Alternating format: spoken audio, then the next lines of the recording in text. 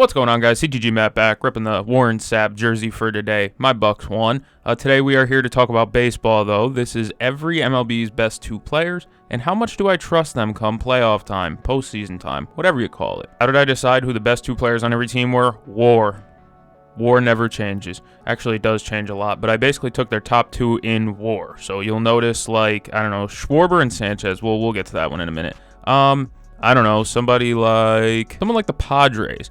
Nick Pivetta isn't their second best player, but by WAR he is. In this season, he's been really, really good. I would still consider Machado their second best player, but by WAR, Nick Pivetta is here. But some I made the exception for. We'll get to them when we get there.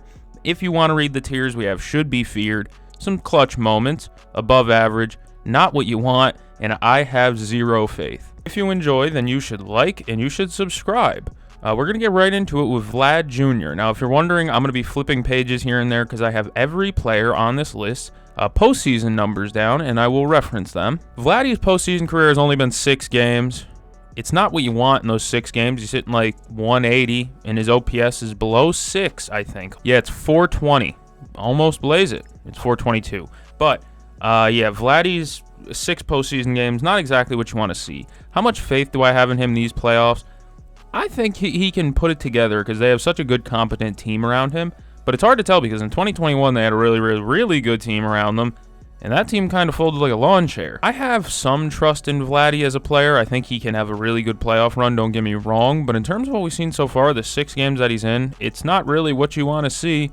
And I have faith that he can turn it up. I just don't know fully. This roster is pretty damn good, though. And they're obviously the 1 seed right now, so this guy should be feared. An absolute fastball muncher by the name of George Springer.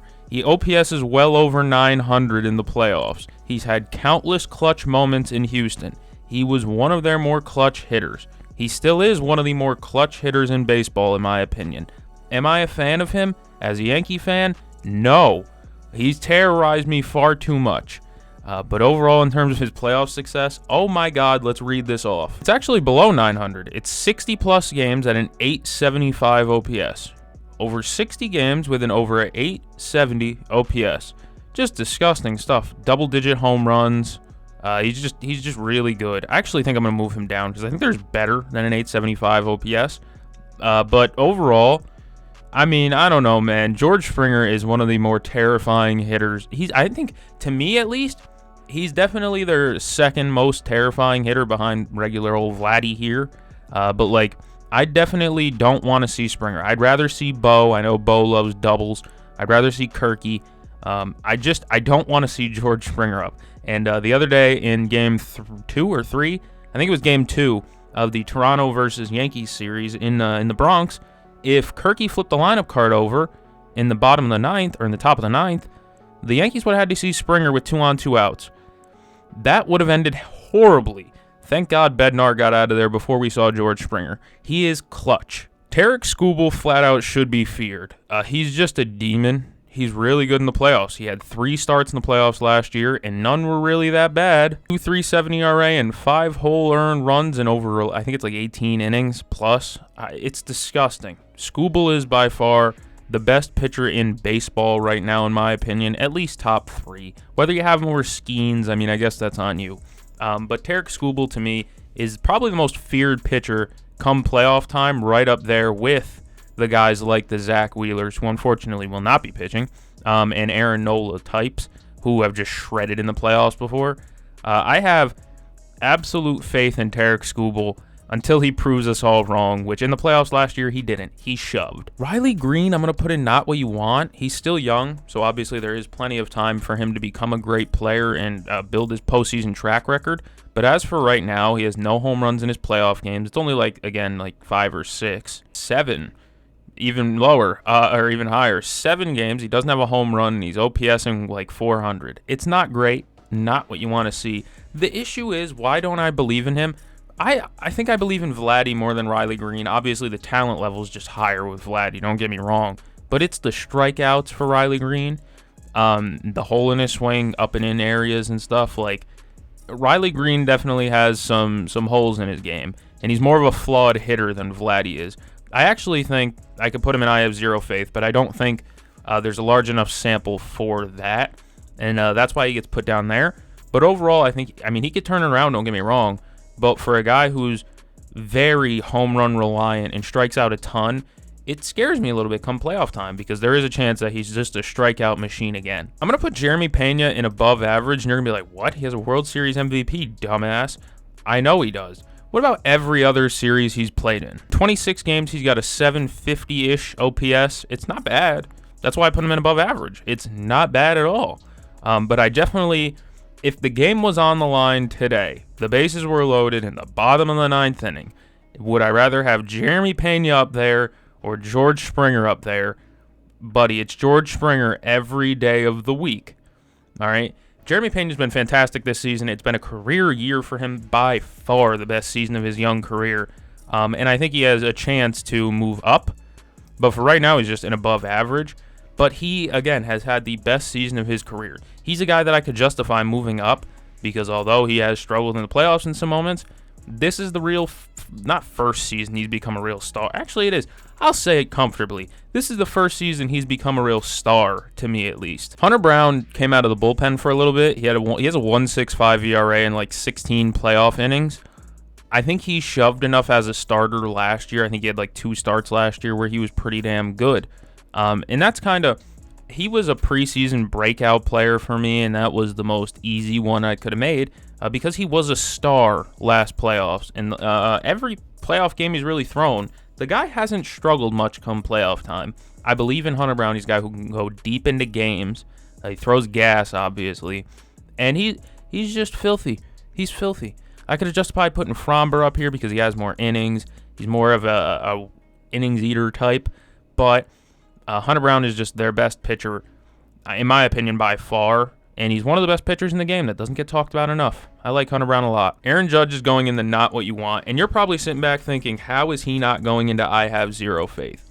It's pretty simple, actually. His numbers aren't as garbage as you would think. Overall, in 58 games in his playoff career, he's got about a 770 OPS. Like, it's not Aaron Judge, because Aaron Judge is a one-dot type of guy in the OPS column. But 770 is not like, it's not bad. The reason why he's down here with the other guys who have had bad playoff runs, and Riley and Vladdy, is because of the standard. When you're a one-dot OPS guy for all of your career, or for really a majority of the whole time you've been in MLB, I want to turn down my light one more. When you're one of those guys who's considered like an MVP, perennial MVP candidate every year, the standard and our expectations change. And as unfair as that is, it's just how, it's the belly of the beast. It's the nature of it, nature of the beast. There we go. It's just how it goes. Aaron Judge is like okay in the playoffs. I could put him in average because he's really damn close playoff numbers wise to Jeremy Pena. But the standard and what I expect from Aaron Judge is not what I expect from Jeremy Pena. I don't have zero faith in him because he still has his clutch moments. I think about the Cleveland series off Clase A last year. Like, that was huge. That was a huge home run. And so there is reason to believe. But at the same time, it's like, when is he going to click? When is the playoffs thing going to click for him? And the saddest part is Cody Bellinger is second in WAR for the Yankees at 5. 5 WAR season for CB. Hell of a year. He's going to go in the same ass category, though. His playoff numbers are worse. He has like a 660 OPS in the playoffs. But you have to remember, the guy hasn't seen the playoffs since he was a Dodger, and there was the hole in his swing where he couldn't hit high pitching. And he was just struggling all around. He had his clutch moments, though. He has some clutch playoff moments. But overall, it's the slash line, the base stats, it's not exactly what you want to see. And the reason, again, it's lower is because he has changed significantly since his Dodgers tenure. And I think we can all agree with that. More contact heavy. But with the Yankees, he's back to pulling the ball in the air type stuff. The Yankees love pulling the ball lefties. I think Cody Bellinger has a chance to do a lot of damage this year, especially since he's shortened up his swing and stuff like that. Like with 2 strikes, he shortens up and puts contact out there. I think he's changed a good amount since his Dodgers tenure, so I think it's definitely fair to give him a little bit of leniency for that. And I think this is the best Cody Bellinger we've seen since, I don't know, his Dodgers tenure. So, yeah, I think there's a chance that he can turn it around. But overall, Cody Bellinger, I love Cody Bellinger, all right? And I hope the Yankees re-sign him at the end of the year. It's just his playoff splits right now are kind of hideous. But I do have faith in him because, again, he is a different player. Garrett Crochet's only appearances in the playoffs are from out of the bullpen when he was a young pitcher. So I don't know how fair it would be to really gauge that. Even though he was pretty damn good coming out of the bullpen, he has yet to really start a game in the playoffs. But I still put him in should be feared. You know what? I'm going to move him down because I've seen Skubal dominate a playoff series. I've yet to see Crochet do that. It's not his fault. He played for the White Sox. You never have the chance to play real meaningful games if you play for the White Sox. White Sox fans were not expecting to get jabbed in the middle of this playoffs video. Oh well. But I think Garrett Crochet with the dominant fastball and everything else he's got in that toolkit, man, he's tough to hit, and lefties do not lay barrels on him. He doesn't get barreled by lefties, and he's spectacular. I really believe in Garrett Crochet as a pitcher. The only thing that's keeping me back from the top is that, like, I haven't seen him dominate a playoff game before, but I'm sure by the time, once he gets his foot in the door, it's not going to be a foot. He's going to have a foot, a leg, his torso, and his body are going to be in the door. It's not like this is going to be some soft intro. He's probably going to go out there in his first playoff game, get so jacked up, and toss like 7. Jarren Duran I'm going to put in the Jeremy Pena tier. It's because, again, he has no playoff history either. He has yet to play one. Crochet at least has some innings as a relief arm. Jarren Duran just has none. I think Jarren Duran is a fine player. Do I think he's an elite one?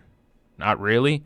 He's a fine player, man. I have a good amount of faith in him to put up he'll put up like a good average or something like that. And of course he'll swipe bags, and he's an elite defender, which that's not going to change. But I think he's fine. I just don't think he's elite. And I think that's what kind of holds me back from having more faith in him is the fact that, like, he's not truly an elite player. But he is well above average, and he's having a fine year. Dumper's 5-game stint in the playoffs isn't really fair, in my opinion. The guy does well in, he hasn't done that well in leverage this year, but I've seen him hit countless, like, clutch home runs. He's only played 5 games, and he's OPSing at, like, 705. It's not a lot of sample.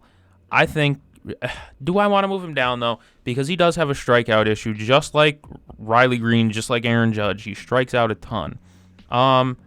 Yeah, I think I'm going to have to move him down because I do have faith in him to be pretty damn good in these playoffs, but at the same time, he strikes out a ton.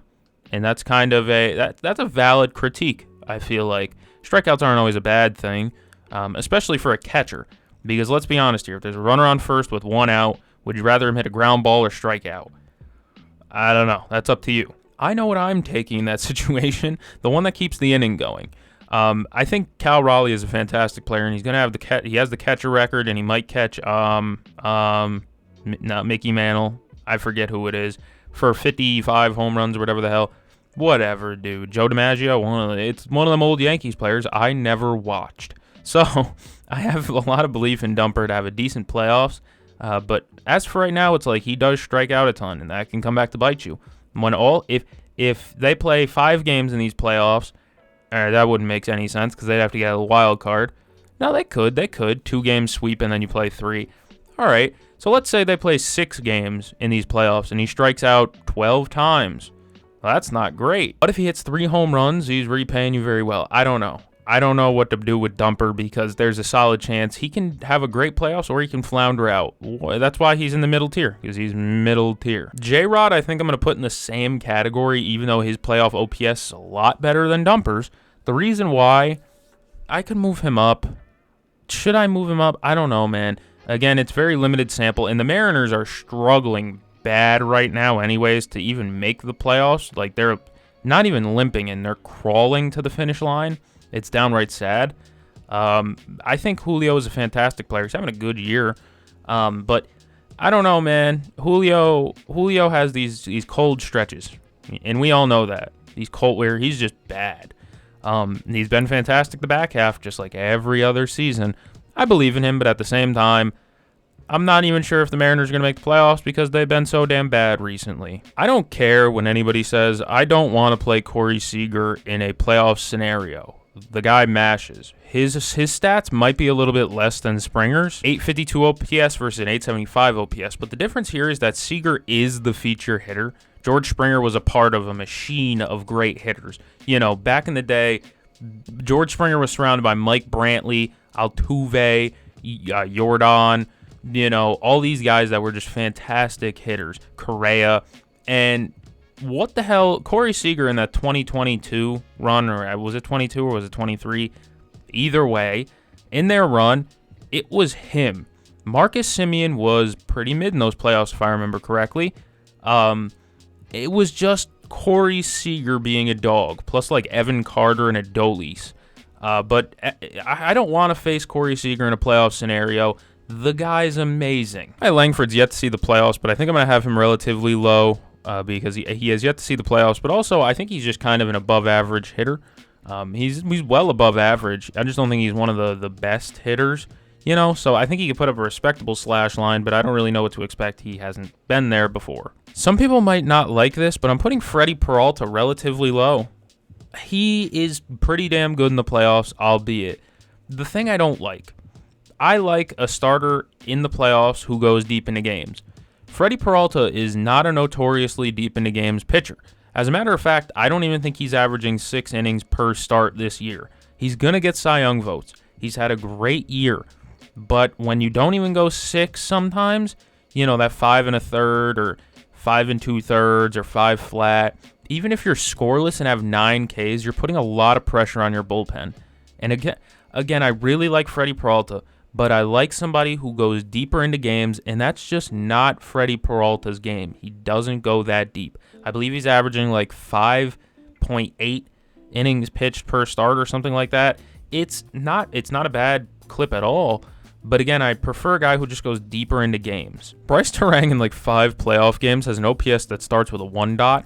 I like him a lot because he's been on fire the last few months, it feels like. Again, another guy who's going to get MVP votes in Bryce Terang. Plays spectacular defense as well. I think he could just collect hits. He's been hitting home runs recently, too, which is even more encouraging because the Brewers aren't necessarily a home run-heavy team at all. They don't really hit home runs much. So it's nice to see a little bit of a power jump from Bryce Terang. I truly think he could be a great player in the playoffs, and his defense is so valuable alone. But the fact that he's been raking recently helps a lot. Chris Sanchez, it's really not fair to grade him on his playoffs because, again, it's only like 7 playoff innings. It's no starts. What do I want to see from Chris Sanchez? How much faith do I have in him to be the ace? I think he's up there. This is a guy who might be, again, another Cy Young vote getter, right with Peralta. Like, Skeens is going to be in the argument, of course. But Chris Sanchez definitely deserves some flowers. He should be a top 3 finisher, in my opinion. He's been fantastic this year. And the fact that, like, the Phillies, man, it's hard to say because them going into the playoffs limping is even worse. Like, they're out Zach Wheeler. That's brutal.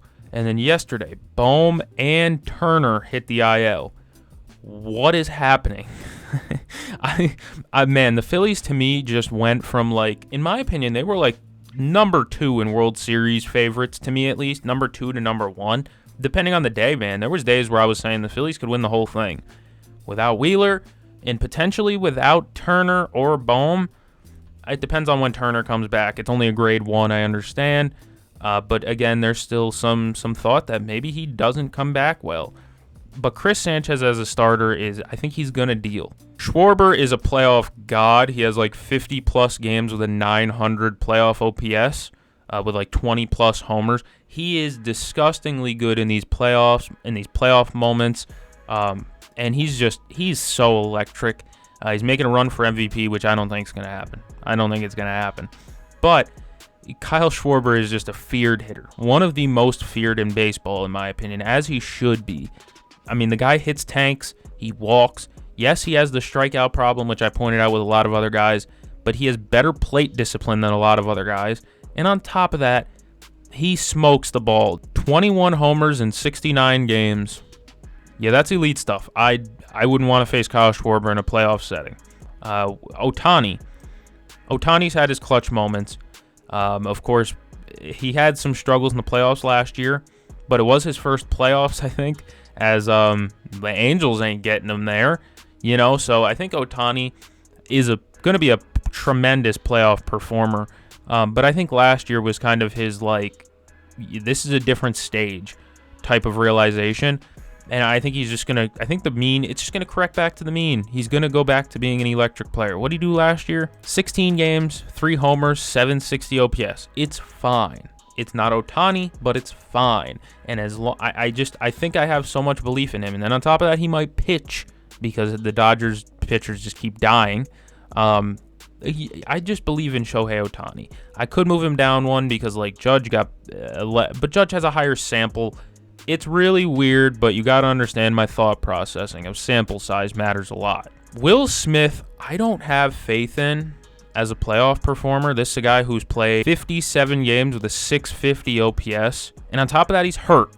He's gonna come back soon, I believe, but he's been playing hurt. He has a bone bruise, I think it is. I don't have much faith in that. I don't. I think the best playoff performers on the Dodgers are Mookie and Freddie, obviously. But they're not on this list for a reason. Mookie Betts has been pretty damn horrific for a good portion of this season. Even though he's turning it around now, I'll give him some respect. And Freddie's been hurt. So I just kind of had to take two, and one was Shohei because it's Shohei freaking Ohtani. The other one was Will Smith. Although he's having a great year, he's hitting 300, blah, blah, blah. He's got this bone bruise he's dealing with, and his playoff track record isn't pretty. Pete Crow Armstrong, I have no belief in. I loved him in the first half of the year. I always thought there was an issue, though, because he does swing and miss a lot. There's a lot of chasing in his game, and he does strike out a ton. That's kind of worrisome. Of course, his defense is always going to hold up, so there's always some value there. But the reason why I don't trust him as much is simply because of the fact that he strikes out a ton, and it showed in the second half. He's hitting like 140. It's not pretty at all. Again, his defense is still going to make him viable and needed, necessary out there. But his hitting is pretty damn atrocious right now. And going into the playoffs, I just don't see the playoffs as a time where he's going to just snap and turn it on. That's not usually how that works, man. And I feel even worse because Kyle Tucker's like a 685 OPS guy in a lot more games. A lot more games. I could move Tucker down if I wanted to because he has, again, a worse OPS in the playoffs than Aaron Judge, a guy who's going to be getting paid a ton of money this offseason, whether you or I like it or not. He also gets hurt pretty often, I realize. This guy has an injury history that's pretty damn bad. Is he a fantastic player? Yeah. But does his track record say he's going to be great? Not really. Does his second half stats say he's going to be great? Maybe. I don't know. He's been playing injured or whatever, and on top of that, the lineup around him has been pretty damn good. I don't know. I like Tucker, don't get me wrong, and I think he's one of the best right fielders in baseball, but the guy's playoff track record is not that good. He's got 50 hits in 64 games, if you wanted to know. That's just a fun stat. Fernando Tatis, he's not going to go up that high because there have been moments where he's been blanked. He does strike out a good amount too.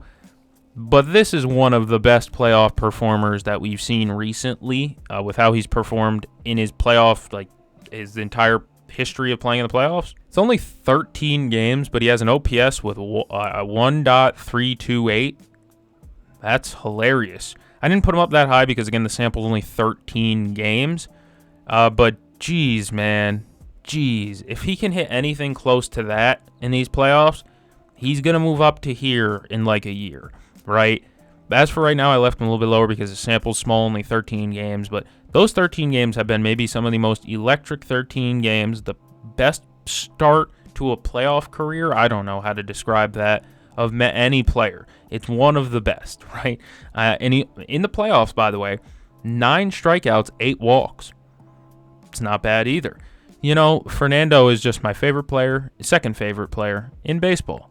And so it's nice to see that he's been really, really good in the playoffs, I guess. Game 1 starter Nick Pivetta. I don't love it. I don't. I know he's been different this year. He's been really, really good this year. But again, his playoff ERA is like a 3.5 or close to it like that. His FIP is over 5 in the playoffs, so that's interesting. I don't know. I don't know what's changed with Nick Pivetta to where he's just suddenly pretty damn good, like really good. He's got like a 2-something ERA, and he's going to lead their team in innings pitched. He's their ace this year with Michael King being out and Dylan Cease and Yu Darvish being not great, right? Nick Pivetta's been their ace, and as much as great as he's been this year, I don't know how much I trust it. All right, I've been saying it all year, and he's been fantastic all year. But I don't know how long I'm going to keep banking on Nick Pivetta being really, really good when Nick Pivetta doesn't have a history of being really, really good. Juan Soto is, to me, well, not to me, this is kind of just a fact. He is the best hitter in baseball at not getting out, which I think is it's pretty straightforward. That's simple. He doesn't get out. The guy doesn't make outs. 43 games in the playoffs at a 927 OPS. That's disgustingly good, man. Juan Soto just doesn't get out. He gets on base a ton, whether he's getting hits. He has double-digit home runs, too, in the playoffs. The reason why I don't want to see him is because it's hard to get him out, you know. And I know the Mets have been struggling recently, but it's not Juan Soto's fault. The guy might steal 30 bases with 30 homers. It's ridiculous. He's having a great year. But in terms of playoff, how much do I trust him in a playoff scenario? I trust him very, very much. And then big Frank Lindor. He has some clutch moments. He's got an over 800 OPS in over 40 playoff games. That's good enough for me. I think Juan Soto and Francisco Lindor lead the charge for this Mets team. The issue is that the Mets only wake up when good teams play them. They don't play good against bad teams. Also, they just lost yesterday to the Phillies, so that's not probably the right time to say it. But yeah, dude, they have played horrible against bad teams. The Reds, they played a competition. Also, I don't know if you guys noticed this, but I also did I did a final playoff team like the Rangers, who are out of the playoffs, but they're also hanging on. The NL's not like that. The NL's kind of a closed door, in my opinion. I don't think the Mets are falling out, so I didn't include another team from the NL. If you enjoyed this video, you should like and subscribe. If you dislike this video, you should put one hand up like you're about to punch somebody, put another hand up like you're about to box, put them under your eyes and cry about it. Don't dislike the video because I said your favorite player doesn't have a great playoff track record. How about you dispute it in the comments? Say something that I'm said was wrong, okay? Disagree with me all you want, but when you leave dislikes, I know I'm whining right now. When you start disliking videos rather than commenting and say what you dislike, it lets me know that you're just kind of biased and you're just crying about my opinion. Like I said before, like, subscribe. Thank you for joining me. I'm gonna go catch the game. I'll see you guys in the next one.